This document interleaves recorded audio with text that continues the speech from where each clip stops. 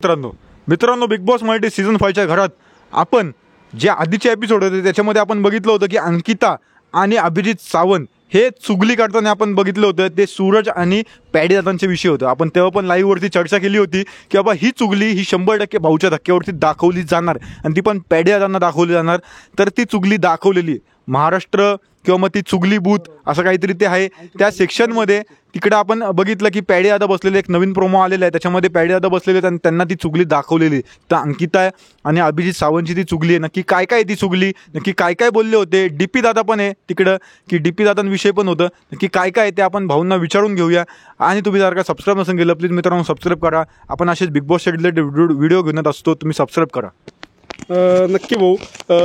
आज भाऊचा धक्का आणि भाऊच्या धक्क्यावरती चक्रव्यूह रूममध्ये पॅडी दादांना एक चुगली दाखवणार आहेत. म्हणजे आपले तुम्ही जसं सांगितलं अंकिता आणि धनंजय आणि अंकिता आणि डीपी आणि अभिजित सावंत देखील समजा, म्हणजे तिघांच्या बाबतीत तिघांचा विषय पॅडी दादांच्या बाबतीत चाललेला आहे की पॅडी दादांचा गेम एक वेगळाच आहे, ते वेगळ्या पद्धतीने फुटेज मिळवतात की वगैरे असं बरंचसं. तर पॅडी दादा तिथं त्यांचं मत देताना देखील बघितलं की माझ्या मनात म्हणजे पॅडीच्या पंढरीनाथच्या मनामध्ये असं काही नाही आहे, जे आहे ते रोकटोक आहे. मी माझा गेम खेळतोय आणि व्यवस्थित पद्धतीने खेळतोय, असं मला फुटेज मिळावं म्हणून किंवा काही गोष्टी मिळावा म्हणून मी हे करत नाही आहे, ते आपले क्लिअरली तिथं बोलताना दिसत आहे. परंतु अंकिताचा आणि डीपी दादांचा किंवा अंकिताचा विषय प्रत्येकाचा वेळेस की अभिजित सावंतांना देखील ही चुगली दाखवली होती की अंकिताच्या बाबतीत की आपण चक्रव्यूह रूम ज्यावेळेस चालू झाला त्यावेळेस अभिजित सावंतांना चुगली दाखवली होती. अभिजित सावंत इतके नाराज झाले होते की त्यांना टीम बी सोडावं म्हणून देखील विषय झाला होता.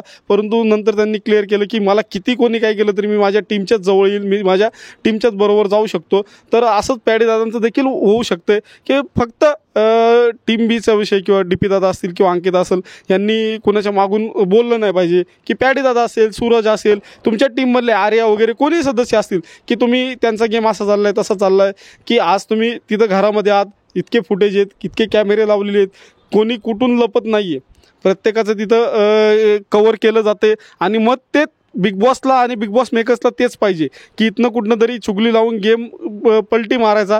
असाच त्यांचा गेम आहे की हे काय बोलले ते काय बोलले हे ह्याला त्याला दाखवायचं आणि त्याच्याबद्दल मग मनामध्ये संभ्रम निर्माण करायचा. असाच विषय पॅडी दादा आणि अंकिता, डीपी दादा, अभिजित सावंत असेल, सूरज सर ह्यांचं एक कॉम्बिनेशन चांगलं जुळतं आहे, आपण घरात बघतोय. परंतु कॉम्बिनेशन जुळतं आहे म्हणून पॅडी दादा दुसरीकडे बसतेत आणि त्यांच्याबद्दल तुम्ही 2-3 लोक बसते त्यांच्याबद्दल काहीतरी बोलायचं.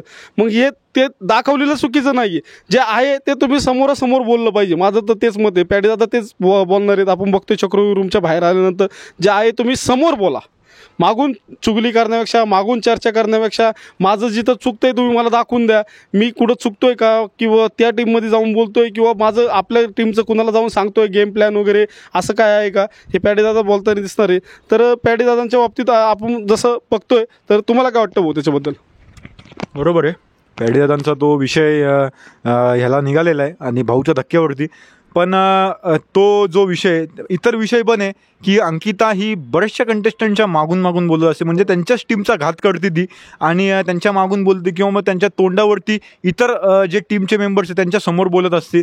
तर ते काय आपल्याला आवडत नाही, प्रेक्षकांना पण ते आवडत नाही. आणि मित्रांनो कसं असतं की जर का तुम्हाला काही चुकत असेल तर तुम्ही समोरून बोलत जावा तुमच्या टीम मेंबर्सच्या, पण तुम्ही मागून जेव्हा बोलता तेव्हा ते असंच मग ते चुगली बूथमध्ये ते दाखवलं जातं. आणि पॅडी दादांचा तसा काही स्वभाव नाही आहे. ते सूरजसोबत आहेत कारण की ते मनाने चांगले आहेत, सूरज पण त्यांना मनाने चांगलं आहेत म्हणून ते सोबत आहेत. बाकी काही नाही, त्यांना काही स्वार्थ काही त्यांच्यामध्ये नाही आहे. आणि पॅडी दादांनी पण ते मान्य केलं बाबा माझा काही स्वार्थ नाही. आता त्या नात्यामध्ये तिथं काही फरक पडू शकतो का, म्हणजे अंकिता आणि डीपी आणि पॅडी ह्या नात्यामध्ये तर 100% फरक पडू शकणार ह्या वाक्यानंतर. तर तुम्हाला काय वाटतं मित्रांनो, तुम्ही नक्की खाली कमेंट सेक्शनमध्ये लिहा. नक्की पंढरनाथ कांबळे आणि सूरज चव्हाण यांचं नक्की काय होतंय तुम्ही नक्की खाली कमेंट सेक्शनमध्ये लिहा. जय हिंद, जय महाराष्ट्र.